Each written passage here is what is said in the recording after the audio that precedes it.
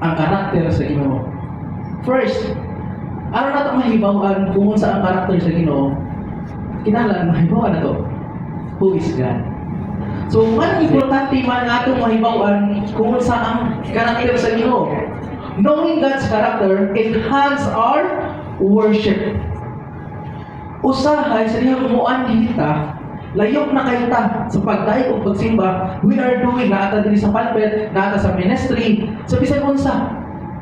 Pero sa diyang ato na ginabuhat, bukat sa tuwang kasing-kasing, sometimes daghan kitag likramo, daghan kitag mga yaw-yaw, di ba? Inside sa tuwang una-una.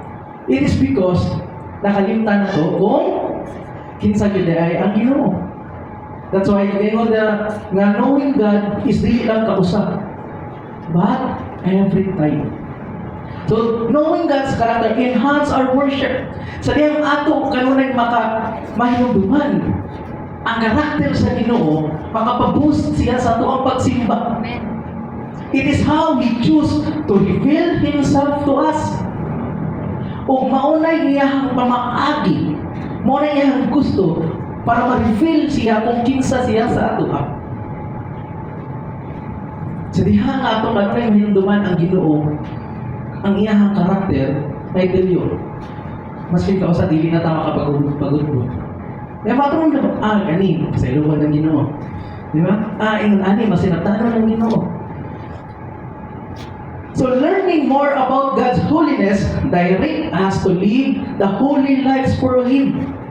So, kung ato rin makatunan, kung unsa ka himaya ang Ginoo, kung unsa iyang karakter yun, makatabang na sa tua nga magpuyo ta o bang inabuhi ta nga mahimong balaan pud. Sometimes, as human as we are, dahil kita complain, buingon ta, I am not perfect. Masayog magid ko, di magid ko perfecto. Yes, masayog ta. But we serve the perfect God. And then we claim always nga God is with us. So, ang Ginoo nga naa nato, di na perfecto.